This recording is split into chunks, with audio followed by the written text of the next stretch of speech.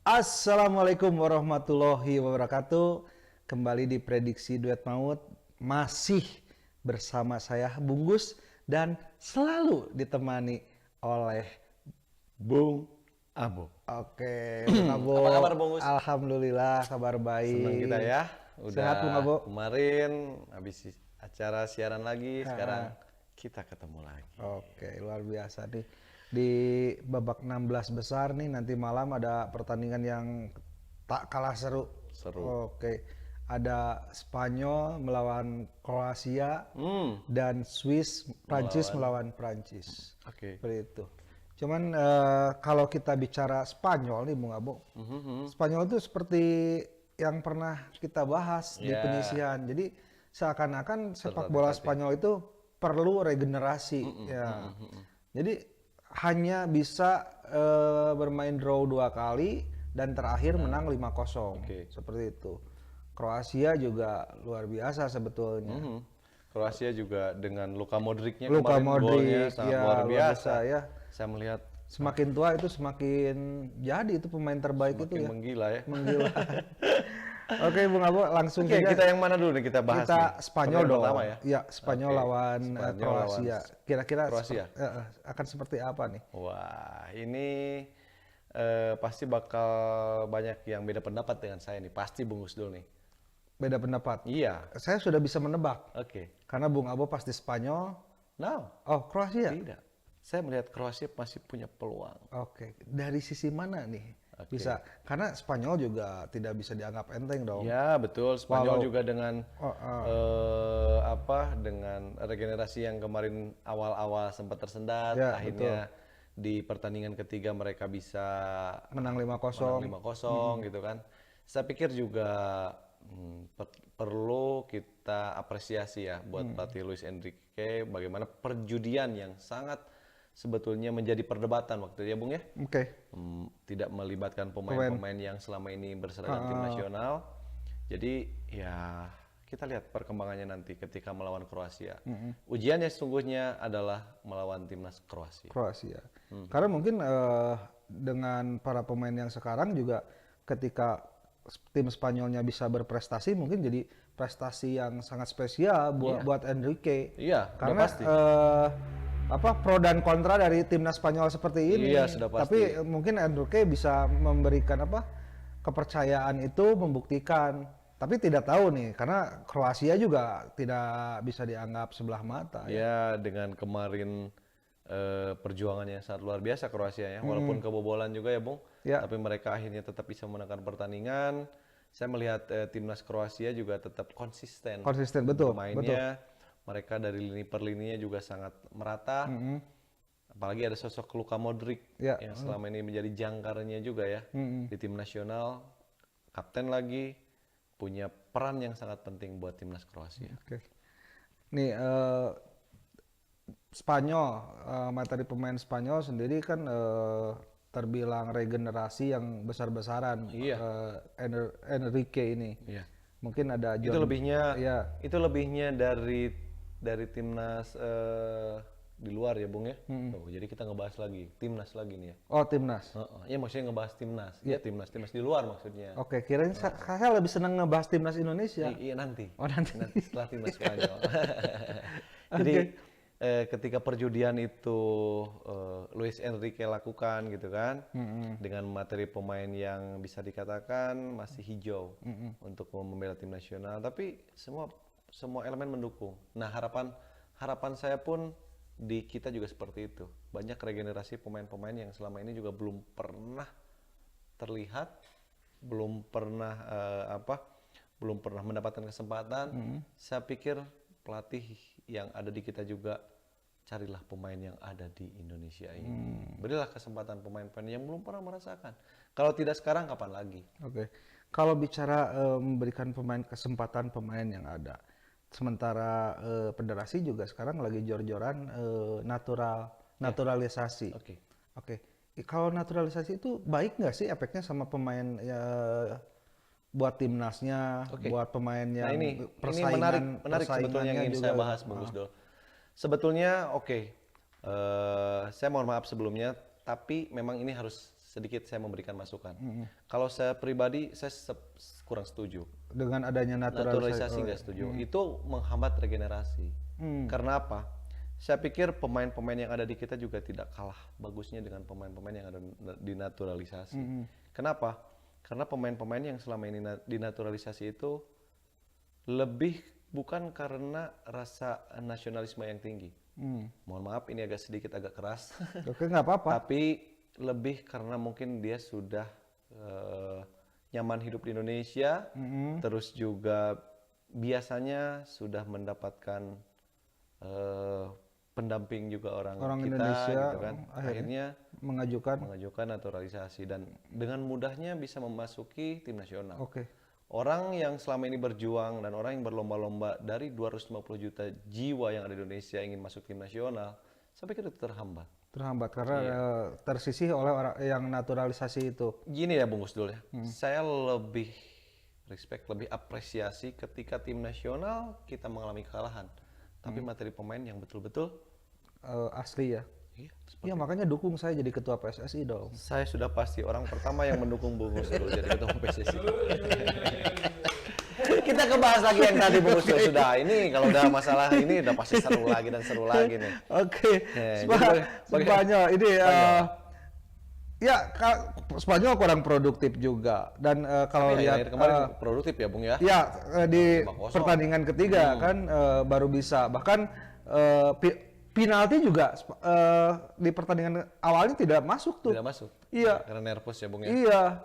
Tidak masuk tuh pemain Spanyol. Sementara Kroasia di pertandingan pertama dia mengalami kekalahan dari Inggris 1-0, tapi memberikan perlawanan yang luar biasa sama timnas Inggris. Iya, iya. Nah, kira-kira nih persaingan, kalau dibilang persaingan, Spanyol produktif di akhir, sementara Kroasia hanya biasa saja seperti itu. Biasa saja karena juga waktu itu Inggris juga tim favorit Amang ya. Betul. Oh iya, tim favorit Amang. Dan memasukkan 4, kemasukan 3 tuh Kroasia. Masih surplusnya masih 1. Masih 1. Kira-kira nih seperti apa nanti lini depan Kroasia dan Spanyolnya, mana nih yang bisa memasukkan?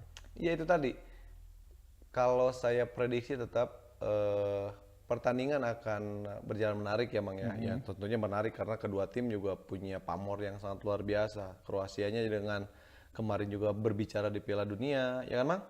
Nah, yang kedua juga timnas Spanyol juga tidak bisa dianggap sebelah mata. Betul. Regenerasi yang mungkin sudah mulai kelihatan. Saya pikir juga ini akan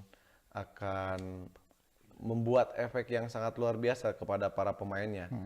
Dan Luka Modric sendiri juga sangat punya pengaruh besar karena dia sudah lama bermain di Liga Spanyol ya Bung, tahu kelemahan dan kekurangan kelebihannya dari tim Spanyol juga. Saya pikir ini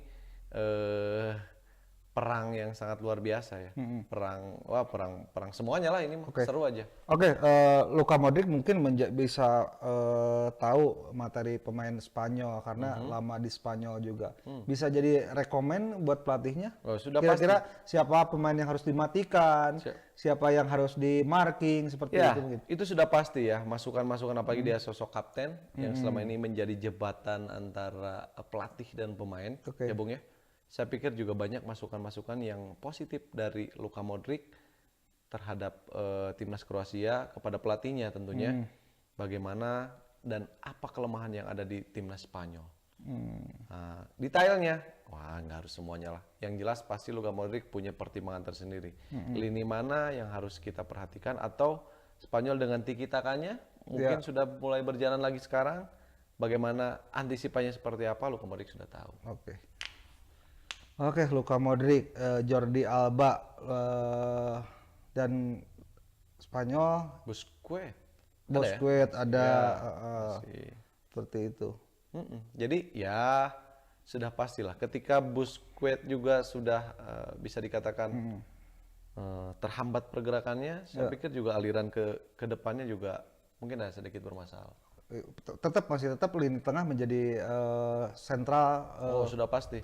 Spanyol dan Kroasia mungkin akan pasti di situ. Siapa yang lebih menguasai lini tengah, maka dia akan yang menangkan pertandingan. Setuju. Dan saya juga sangat setuju ya kalau melihat dari kedua sayap dari timnas Spanyol, mereka begitu produktif ya Bung ya di klubnya masing-masing. Saya pikir juga malam ini juga harus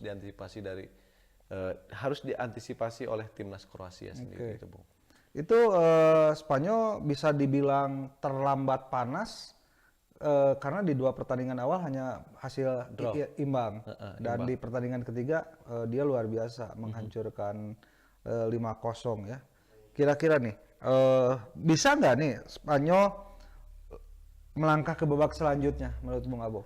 Terbuka, masih tetap terbuka. Kedua tim masih punya peluang yang sama ya Bung ya. Kedua tim masih tetap punya peluang yang sama. Dari beberapa pemain yang ada di timnya masing-masing, saya pikir juga baik Kroasia ataupun Spanyol, mereka punya ambisi yang sama. Mereka ingin membuktikan bahwa mereka layak masuk ke babak selanjutnya, ke babak 8 besar ya Bung ya. 8 besar. Saya pikir juga ya dengan materi pemain yang ada Cesar Azulazwa, ya itulah yang kemarin kaptennya. Saya lebih tertarik menyoroti Alvaro Morata nih dari Spanyol yang mungkin penalti kalau tidak salah kemarin gagal ya. Ya karena gini ya Bung, dia selama ini juga bukan pilihan utama ketika mencetak penalti. Di Juventus juga ada Ronaldo yang menjadi pilihan utama. Saya pikir juga karena buat pemain depan itu ataupun pemain siapapun yang selama ini menendang penalti, saya pikir kalau tidak sering mendapatkan kesempatan untuk menendang penalti di klubnya, saya pikir itu sedikit bermasalah, Bung. Itulah, itu yang sempat saya rasakan juga ketika saya bukan jadi pilihan utama, saya memaksakan menendang penalti dan akhirnya alhamdulillah tidak masuk. Tidak masuk. Ya, saya tahu itu, cuma saya tidak mau bahas. Oke, Bobo, itu pertandingan pertama dan nanti malam ada pertandingan kedua. Pertandingan yang sangat ditunggu nih, Prancis melawan Swiss. Ya. Nah, Prancis adalah juara grup F, grup neraka nih. Grup neraka ya. Grup neraka, Prancis bisa lolos grup F. Di peringkat 2-nya ada Jerman dan ketiganya ada Portugal. Sementara Swiss sendiri hanya salah satu tiga terbaik di grup A. Kira-kira Prancis akan dengan mudah menaklukkan Swiss? Setuju. Saya pikir juga sama seperti apa yang dikatakan Bung Gustul bahwa Prancis malam ini tidak akan terlalu menemui kesulitan yang sangat berarti ya Bung ya. Karena Swiss juga melihat dari catatan pertandingan sebelumnya mereka sedikit tersendat ya Bung ya. Sedikit tertatih-tatih lah gitu ya Bung ya. Ya betul Bung Abo, kalau dari kualitas dan level mungkin Prancis sama Swiss beda satu level lah, satu level 2 level lah, bisa dikatakan seperti itu. Karena materi pemain Prancis juga pasukan Didier Deschamps ini kan materi pemainnya itu bintang semua nih. Iya. Jadi banyak pilihan sebetulnya. Timnas Prancis ini banyak pilihan ya Bung ya. Siapapun yang lebih siap mungkin itu yang mendapatkan kesempatan. Tapi kita bisa memberikan perhatian khusus terhadap sosok striker yang kemarin juga sempat yang pernah kita bahas bahwa ada miskomunikasi antara Mbappe sama Benzema. Tapi ketika di lapangan kita tidak melihat itu ya Bung ya. Kita tidak melihat itu, bagaimana kemarin pertandingan terakhir Benzema juga sudah bisa memberikan jawaban. Bagaimana juga Mbappe memberikan support yang begitu lebih terhadap Mbappe. Saya pikir timnas Prancis sekarang lagi dalam keadaan on fire juga. On fire, tenang, secara kualitas sudah pasti. Tapi di luar lapangannya saya pikir mereka sudah lagi menjaga kebersamaan atau ritme permainannya. Berarti peran pelatih juga sangat penting ya. Penting jadi sekali. Menyatukan beberapa individu pemain berbeda, apalagi kan mereka egoisnya kan pemain biasa. Bintang semua. Iya sudah pasti itu. Karena di Deschamps juga ya kita juga reputasinya sangat luar biasa Bung. Pernah jadi pemain juara, pelatih pun juara. Betul. Oke, di pertandingan Prancis Swiss ini mungkin Swiss pernah mengalami kekalahan besar nih, 5-2 2000 berapa gitu ya, 5-2 kalau tidak salah. Nah, apakah di babak 16 besar ini Bung Abu merasa yakin Prancis bisa mengalahkan memporak-porandakan Swiss lagi? Iya, saya masih tetap punya keyakinan. Tapi ya itu tadi ya Bung ya, semua juga kita melihat dari sudut pandangnya bahwa dari susunan pemain yang ada di Perancis itu sangat mumpuni Bung. Kenapa? Karena setiap lininya juga sangat ya komplit lah. Betul. Dengan nama-nama besar yang sangat luar biasa. Di situ ada, kalau tidak salah, ketika Benzema sama Mbappe juga mengalami kesulitan buntuan, ada sosok Griezmann juga ya, yang mungkin kita tidak bisa menyepelekan kemampuannya ya Bung ya. Oke, ini Griezmann emang sangat menonjol, peran di Griezmann ini sangat menonjol sekali nih Bung Abo. Iya. Di timnas Prancis. Mungkin dia ngerasa ini adalah terakhir buat Griezmann. Jadi selalu ada tengah, ke belakang, ke depan. Iya. Griezmann itu sayap kiri, sayap kanan. Dia tuh kemana-mana ada. Gitu. Kalau pemain kidal gitu. Oh, pemain kedua emang begitu? Iya. Oh. Sebentar. Kalau kidal itu kiri kanannya jalan berarti sama bagusnya. Enggak. Enggak dong, kalau kidal itu ya memang karena sudah pasti kidal aja. Oh. Nah, udah nggak bisa yang berarti, kanan biasanya. Itu Griezmann luar biasa. Tapi kalau keluar kaki kanannya itu kaget pasti Bung ya. Oke, nih Bung Abo, selain Griezmann mungkin yang saya soroti ada N'Golo Kante. N'Golo Kante itu kan kemarin yang istilahnya pemain terbaik Liga Champions kalau nggak salah. Oke. Dia yang bawa Chelsea juara. Tapi peran Kante ini ketika di timnas di 3 pertandingan kemarin saya rasa tidak begitu menonjol. Bahkan dia sering kehilangan bola. Karena apa nih? Kenapa di klubnya dia bagus, tapi di timnas saya rasa tidak bisa menutup, sering kehilangan bola itu karena dia mungkin punya masalah atau gimana? Kalau pandangan saya sih mungkin ke atmosfer ya Bung ya. Atmosfernya jadi mungkin ketika di klub dia ngerasa lebih enjoy karena apa? Karena juga pertandingannya juga tidak seketat kayak sekarang ya Bung. Tapi di tim nasional dia berkumpul dengan pemain-pemain yang sebetulnya tidak bisa diragukan lagi kapasitasnya. Entah kualitasnya sudah pasti ya. Dia kan selama ini juga tanpa sorotan publik ya Bung ya. Nah, dia sosok yang begitu humble sama siapapun. Saya pernah melihat keseharian dia, saya pernah lihat di media massa bahwa ini ada pemain Eropa yang betul-betul ya nice gitu kan orangnya, santai gitu kan, nggak pernah ambil pusing, juara ya oke, senyum, tidak berlebihan lah Bung lah ya. Ya itu tadi mungkin karena faktor di klub mungkin sudah pada mengetahui Kante dan juga dia lebih lama adaptasinya. Kalau tim nasional kan di situ kumpulan-kumpulan pemain terbaiknya. Hanya kalau ada pertandingan dia bisa berkumpul mungkin ya seperti itu. Ya sudah pasti Bung, sudah pasti. Tapi kalau tim nasional kan kadang-kadang ada pertandingan misalkan 1 minggu dia baru bisa kumpul, adaptasi lagi. Beda dengan di klub itu kan tiap hari bersama-sama. Nah selain Kante ini Pogba juga saya rasa tidak begitu menonjol deh. Kalah dengan Griezmann kalau kata saya. Pogba juga sama di klubnya juga. Di MU kurang saya tuh kurang. Iya, dia kalau saya bisa katakan inkonsisten ya Bung ya. Selama ini juga digadang-gadang bahwa dia bisa memberikan peran lebih kepada klubnya di MU waktu itu. Tapi kadang-kadang kalau lagi performanya lagi terbaik, lagi di atas, kadang-kadang begitu pertandingan selanjutnya di bawah form lagi gitu kan. Gitu jadi ya itu tadi inkonsisten lah. Seperti itu. Dan itu berpengaruh ke tim nasionalnya ya. Ini sekarang kita ke penyerang nih Bung Abo. Penyerang ada Mbappe, selain Mbappe kan ada Griezmann juga yang selalu menutup lini second striker istilahnya. Kalau Griezmann kan kesana kemari. Nih ada Giroud nih. Giroud selalu menjadi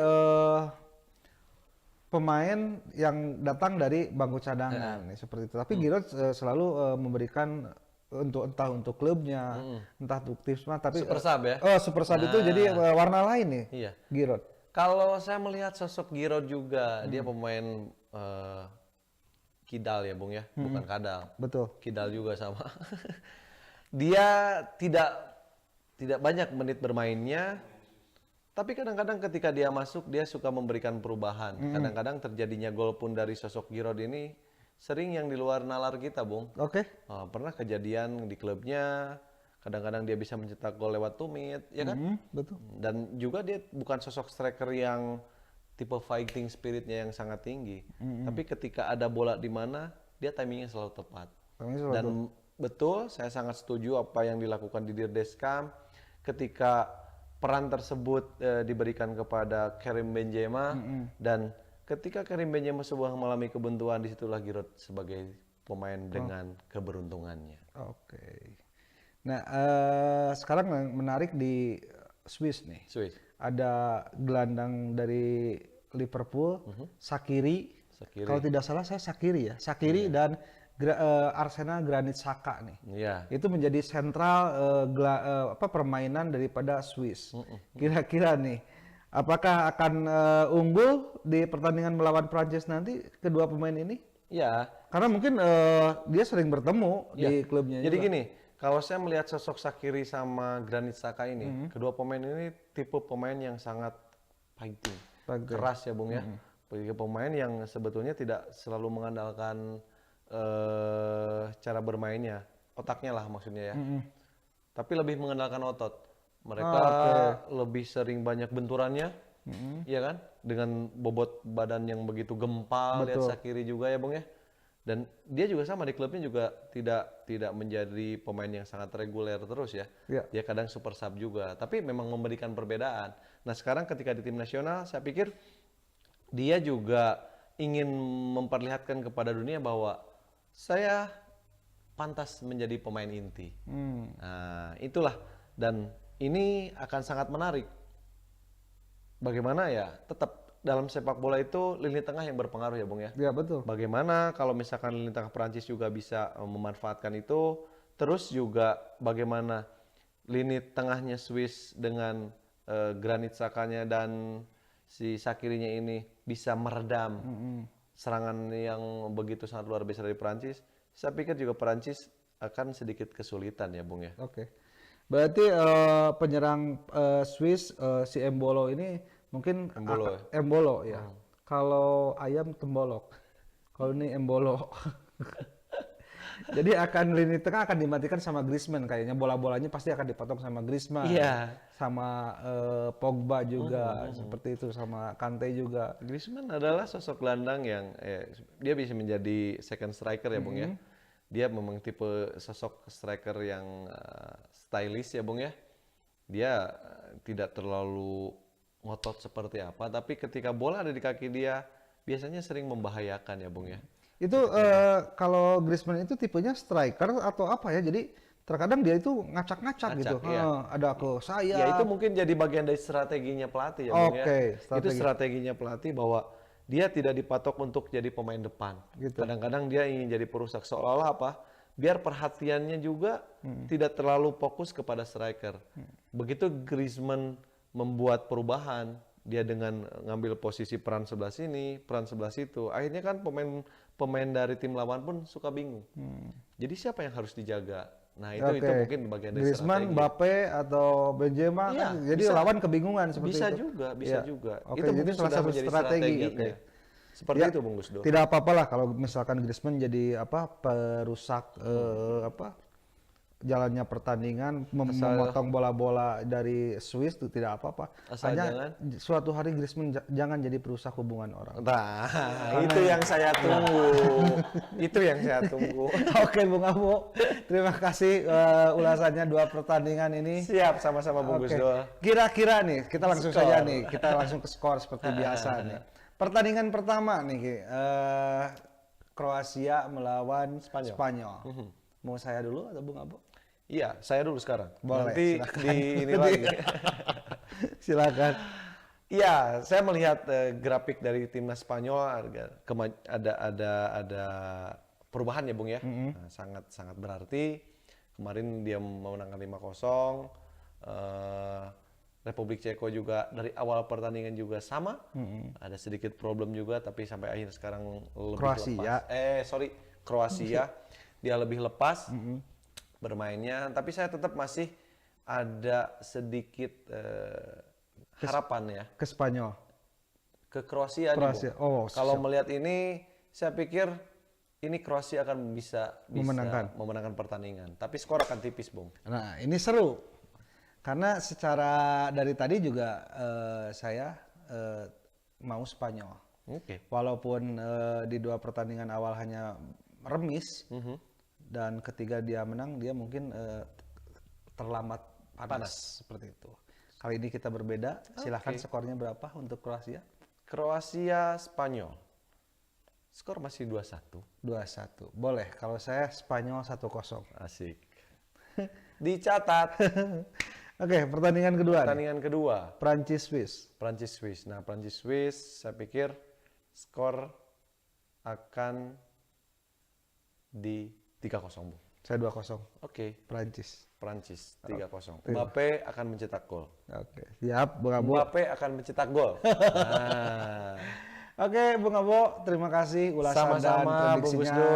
Senang sekali akhirnya kita bisa tetap memprediksi. Oke, yang nanti malam 2 pertandingan yang pasti kita begadang terus. Oh, sudah pasti. Alhamdulillah ya. Untung libur. Untung libur.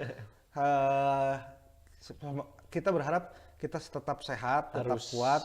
Karena kita otomatis jadwal kita jadi berubah. Iya. Siang bekerja, malam bekerja juga. Iya, nggak apa-apa. Yang Nggak penting saya juga tetap mengingatkan kepada Bung Gusdo. Siap. Jangan telat makan, Nah, minum yang banyak, ya. istirahat sebisa mungkin. Ada kesempatan untuk istirahat. Oke. Bung. Dan saya juga mau mengingatkan, tapi bukan buat Bung Abo. Siap. Buat operator nih yang gondrong. Jangan lupa kalau gajian bayar utang. Oke, Bung Abo, terima kasih. Saya pura-pura nggak dengar, barusan. Terima kasih Sama-sama, sudah Bung hadir Gusdo. di studio 21 Porewari Mandar. Terima kasih buat semuanya. Terima kasih juga buat Super Soccer yang mendukung acara prediksi duet maut ini Piala Eropa. Terima kasih buat all crew Boboto TV. Terima kasih semuanya yang sudah menonton. Jangan lupa di like, comment, share, and subscribe channel YouTube-nya Boboto TV.